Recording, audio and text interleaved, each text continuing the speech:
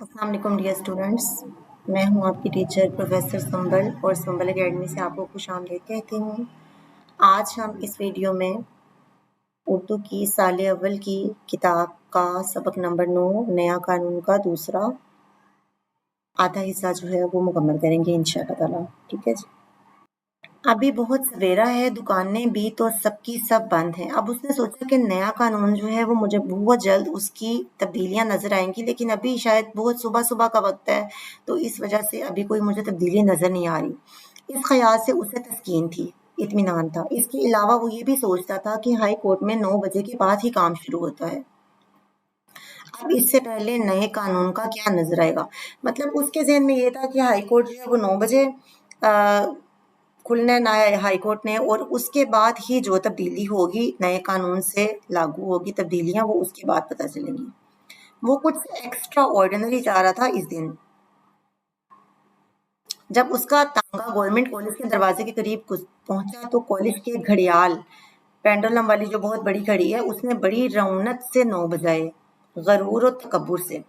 جو طلبہ کالج کے بڑے دروازے سے باہر نکل رہے تھے خود پوش تھے، انہوں نے بڑے اچھے لباس پہنے ہوئے تھے، مگر استاد منگو کو نہ جانے ان کے کپڑے میلے میلے سے کیوں نظر آئے، کیونکہ اس کے نزدیک کوئی ایسی دکھائی دینے والی تبدیلی نہیں نظر آ رہی تھی جو وہ دیکھنا چاہتا تھا۔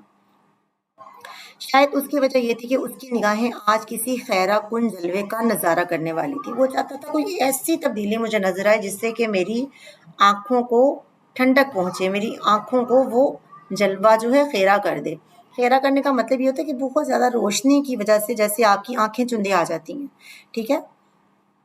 تانگے کو دائیں ہاتھ موڑ کر وہ تھوڑی دیر کے لیے پھر انارکلی میں تھا۔ بازار کی آدھی دکانیں کھل چکی تھی، اب لوگوں کی آمد و رفت بھی بڑھ گئی تھی، آنا جانا۔ حلوائی کی دکانوں پر گاہکوں کی خوب بھیڑ تھی، رش تھا۔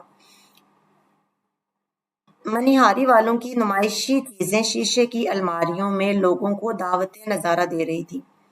منیہاری جنرل سٹور، دعوت نظارہ دیکھنے کی دعوت۔ اور بجلی کے تاروں پر کئی کبوتر آپس میں لڑ جھگڑ رہے تھے۔ عام مطلب معمول میں جو چیزیں تھیں وہ سب کچھ تھا، مگر استاد منگو کے لیے ان تمام چیزوں میں کوئی دلچسپی نہ تھی، اسے کوئی سروکار نہیں تھا ان چیزوں سے، وہ کچھ نیا دیکھنا چاہ رہا تھا۔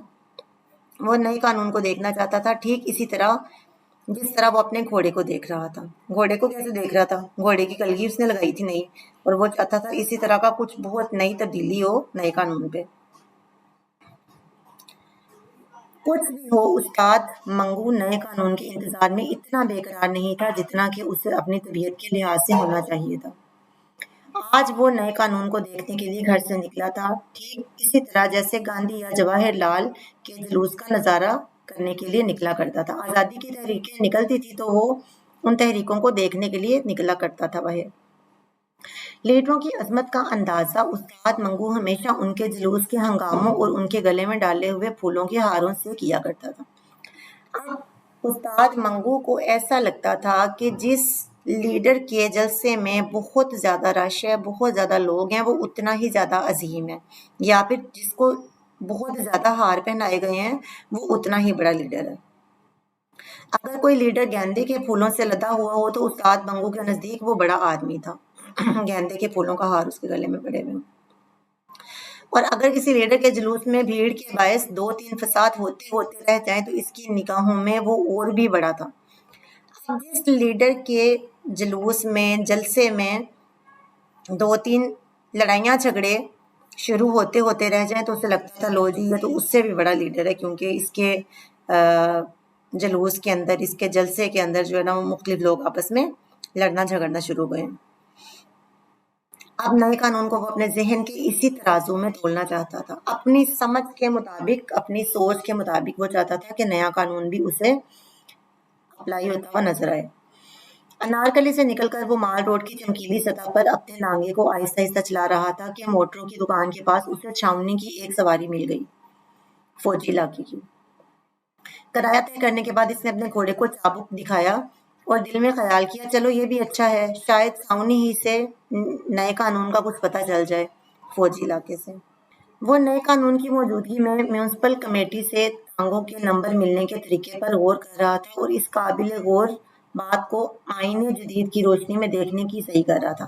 اب دیکھیں ہر بندہ نئی امپلیمنٹ کو، نئی حکومت کو اپنے فائدے کے لیے استعمال کرنے کے لیے سوچتا ہے کہ بھی اس کے جو کام کاج ہے اس میں کیا فرق پڑے گا۔ اب وہ سوچ رہا تھا کہ مقامی حکومت، لوکل گورنمنٹ جو ہے اس میں جہاں سے وہ پہلے ٹانگے کے لیے مختلف قوانین وغیرہ جو تھے ان پہ غور و فکر کرتا تھا، وہ سوچ رہا تھا کہ اب اس میں تبدیلی کیا آئے گی۔ وہ اس گہری سوچ میں ڈوبا ہوا تھا۔ اسے یوں معلوم ہوا جیسے کسی سواری نے اسے بلایا ہے۔ پیچھے پلٹ کر دیکھنے سے اسے سڑک کے اس طرف دور بجلی کے کھمبے کے پاس ایک گورا کھڑا نظر آیا جو اسے ہاتھ سے بلا رہا تھا۔ پیچھے مڑ کر جب اس نے دیکھا تو ایک انگریز اسے بلا رہا تھا۔ جیسا کہ بیان کیا جا چکا ہے، استاد منگو کو گوروں سے بے حد نفرت تھی۔ جب اس نے اپنے تازہ گاہک کو گورے کی شکل میں دیکھا تو اس کے دل میں نفرت کے جذبات بیدار ہو گئے۔ اب اس کے دل میں جو نفرت تھی، جو وہ ان کو اچھا نہیں سمجھتا تھا، وہ سارے جذبات اس کے دل میں ابھر آئے۔ پہلے تو جی میں آئی کہ بالکل توجہ نہ دے۔ پہلے اس نے سوچا کہ میں کیوں اس کو لفٹ کرواؤں، کوئی ضرورت نہیں ہے اسے لفٹ کروانے کی، اس کو چھوڑ کر چلا جائے۔ مگر بعد میں اس کو خیال آیا کہ ان کے پیسے چھوڑنا بھی بے وقوفی ہے، مطلب اپنا فائدہ بھی تو سوچنا نا، مالی نقصان سے بچنا چاہیے۔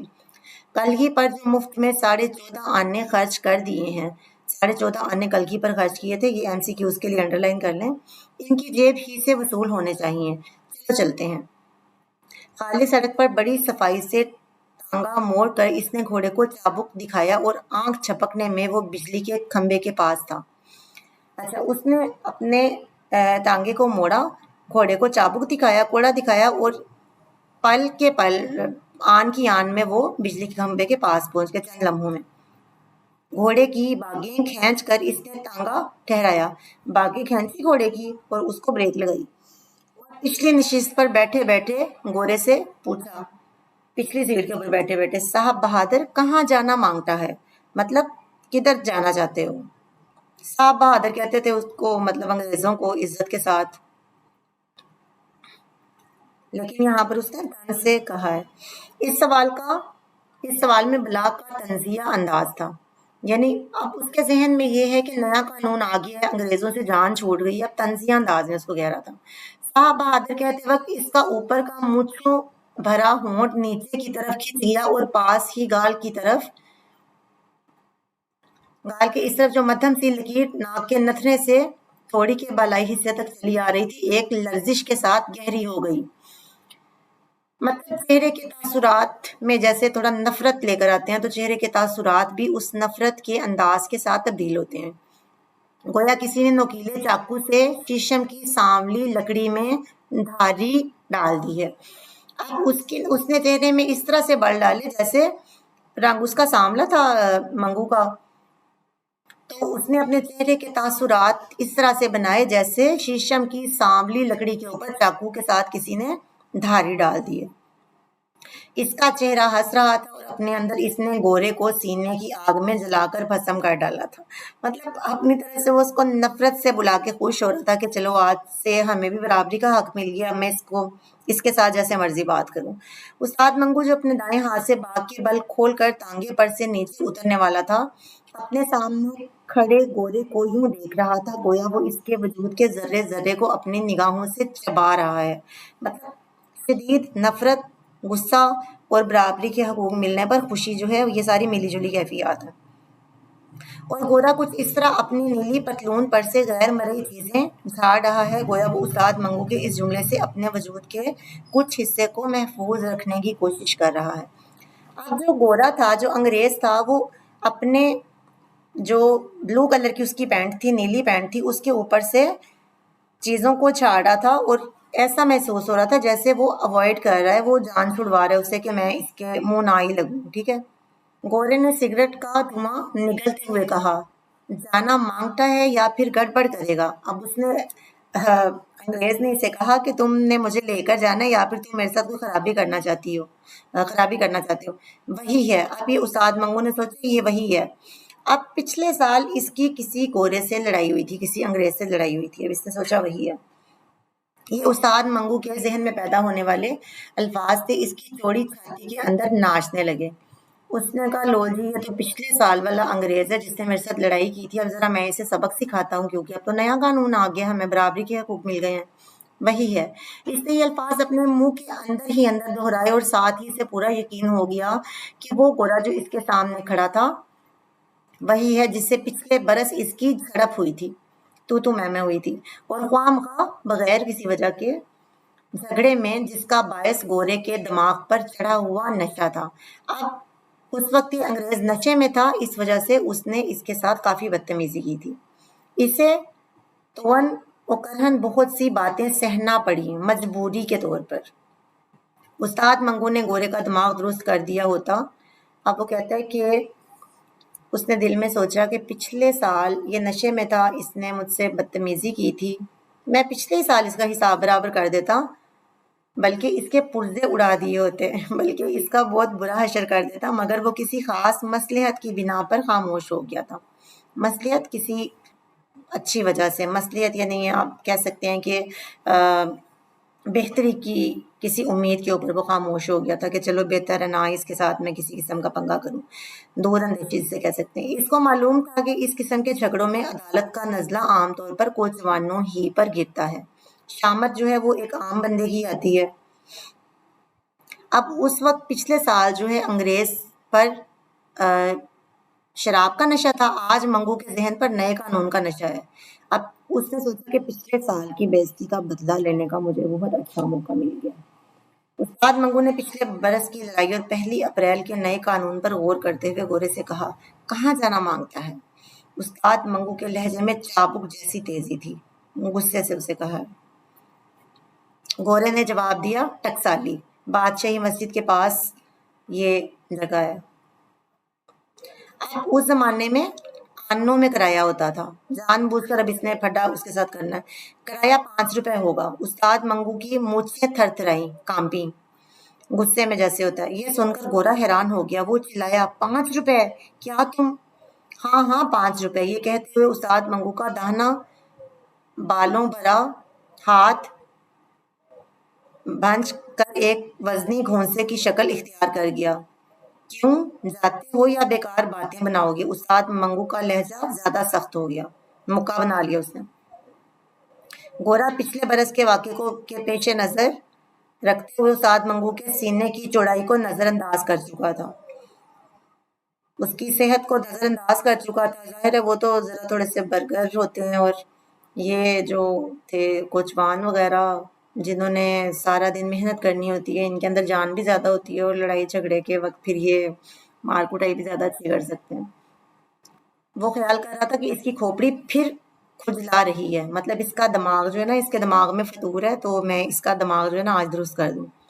اس حوصلہ افزا خیال کے زیر اثر وہ ٹانگے کی طرف اکڑ کر بڑھا اور اپنی چھڑی سے استاد منگو کو ٹانگے پر سے نیچے اترنے کا اشارہ کیا۔ اب جو گورا ہے جس کی پچھلے سال استاد منگو سے لڑائی ہوئی تھی، اس کے ذہن میں تھا کہ یہ جو استاد منگو ہے یہ اس نے پچھلے سال اس کو نظر انداز کیا تھا، اور وہ اس نے سوچا کہ اس دفعہ جو ہے نا وہ پھر دوبارہ یہ میرے ساتھ اکڑ کر مجھے غرور لگا ہوئے دکھانا ہے۔ اس نے اپنی چھڑی کے ساتھ اس کو حکالت کے ساتھ اتھارٹی کے ساتھ اسے نیچے اترنے کا اشارہ کیا کہ ٹانگے سے نیچے اترو نا ذرا تم۔ بیت کی یہ پالش کی ہوئی پتلی چھڑی استاد منگو کی موٹی ران کے ساتھ 2-3 مرتبہ ٹچ ہوئی، اس کی جو ران تھی نا اس کے ساتھ وہ 2-3 دفعہ ٹچ ہوئی، پتلی سی چھڑی بیت کی پالش کی ہوئی۔ اس نے کھڑے کھڑے اوپر سے پستہ قد گورے کو دیکھا۔ اب گورے کا قد چھوٹا تھا، اس کا قد لمبا تھا منگو کا۔ گویا وہ اپنی نگاہوں کے وزن سے ہی اسے پیس ڈالنا چاہتا ہے۔ اب اسے اتنے غصے سے دیکھا جیسے وہ اپنی نظروں کے ساتھ ہی نا اس کو پیس دے گا۔ پھر اس کا گھونسا کمان میں سے تیر کی طرح اوپر کو اٹھا اور چشمے زدن میں گورے کی ٹھڈی کے نیچے جم گیا۔ اب اس نے زور سے گھونسا بنایا اور آن کی آن میں لمحے میں ہی نا اس کی چن کے نیچے، اس کی ٹھوڈی کے نیچے جو ہے وہ زور سے اسے مکہ مارا۔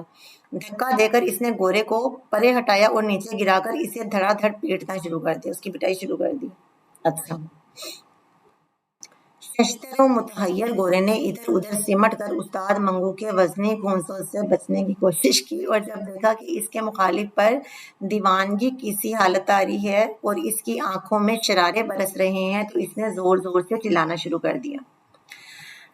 اب ششتر و متحیر ان ایکسپیکٹڈ، حیران اور حیرت میں مبتلا جو انگریز تھا، اس نے استاد منگو کے زوردار مکوں سے بچنے کے لیے کوشش شروع کر دی، اور اس نے دیکھا کہ اس کے اوپر ایک دیوانگی کی کیفیت آ رہی ہے اور اس کی آنکھوں میں سے آگ برس رہی ہے، مطلب اس کو بڑا شدید غصہ آیا ہوا، تو اس نے اپنے آپ کو بچانے کے لیے شور مچانا شروع کر دیا۔ اس چیخ و پکار نے استاد منگو کی باہوں کا کام اور بھی تیز کر دیا، جو گورے کو جی بھر کے پیٹ رہا تھا اور ساتھ ساتھ یہ کہتا جاتا تھا، 1 اپریل کو بھی وہی اکڑ فوں، 1 اپریل کو بھی وہی اکڑ فوں، اب ہمارا راج ہے بچہ۔ اب وہ ساتھ اس کو پیٹتا جاتا تھا اور اپنے بازوؤں کے اندر اس کو اور زیادہ دبا دبا کے مارا تھا۔ سوری۔ اب وہ کہتے ہیں کہ 1 اپریل کو جبکہ نیا قانون آ چکا ہے، قانون بدل گیا ہے، ابھی بھی تمہارا وہی غرور ہے، ابھی بھی تم اسی اکڑ کے ساتھ میرے ساتھ پیش آ رہے ہو، قانون بدل گیا بچے، اب ہمارا راج ہے، اب اتنا زیادہ نہ تم اکڑو۔ لوگ جمع ہو گئے اور پولیس کے 2 سپاہیوں نے بڑی مشکل سے گورے کو استاد منگو کی گرفت سے چھڑوایا، اس کی پکڑ سے آزاد کروایا۔ استاد منگو ان 2 سپاہیوں کے درمیان کھڑا تھا، اس کی چوڑی چھاتی پھولی سانس کی وجہ سے اوپر نیچے ہو رہی تھی، منہ سے جھاگ بہہ رہا تھا، غصے میں منہ سے جھاگ نکلنا، اور اپنی مسکراتی ہوئی آنکھوں سے حیرت زدہ مجمع کی طرف دیکھ کر وہ ہانپتی ہوئی آواز میں کہہ رہا تھا، اسے سانس چڑھا ہوا تھا، اور حیرت زدہ جو ارد گرد لوہا جو میں اکٹھا ہو گیا تھا، جب 2 لوگوں کی لڑائی ہوتی ہے آپ کو پتہ، لوگ اکٹھے ہو جاتے ہیں۔ وہ دن گزر گئے جب خلیل خاں فاختہ اڑایا کرتے تھے، مطلب تمہاری مزے کی زندگی جو ہے نا وہ ختم ہو گئی ہے، اب نیا قانون ہے میاں، نیا قانون۔ اور بیچارہ گورا بڑے اپنے بگڑے ہوئے چہرے کے ساتھ بے وقوفوں کی مانند کبھی استاد منگو کی طرف دیکھتا تھا اور کبھی ہجوم کی طرف، اس کا حلیہ بگاڑ دیا اس نے، اسے کٹ لگا دیے۔ استاد منگو کو پولیس کے سپاہی تھانے میں لے گئے، راستے میں اور تھانے کے اندر کمرے میں وہ نیا قانون چلاتا رہا، مگر کسی نے ایک نہ سنی۔ اب وہ شور مچاتا رہا کہ اب نیا قانون ہے، لیکن کسی نے اس کی ایک بھی بات نہیں سنی۔ نیا قانون، کیا بک رہے ہو، قانون وہی ہے پرانا۔ اب پولیس نے اسے جواب دیا کہ کیا تم نیا قانون تم نے لگائی ہوئی ہے، کیا تم بکواس کر رہے ہو، کیا تم فالتو بول رہے ہو، وہی پرانا قانون ہے، اور اس کو حوالات میں بند کر دیا، پولیس کا جو قید خانہ تھا اس کے اندر اسے بند کر دیا۔ ڈیئر اسٹوڈنٹس، اس کے ساتھ ہی ہمارا سبق نمبر 9 اپنے اختتام کو پہنچتا ہے۔ اپنے ٹیچر پروفیسر سنبل کو اجازت دیجیے۔ سنبل اکیڈمی سے اللہ حافظ۔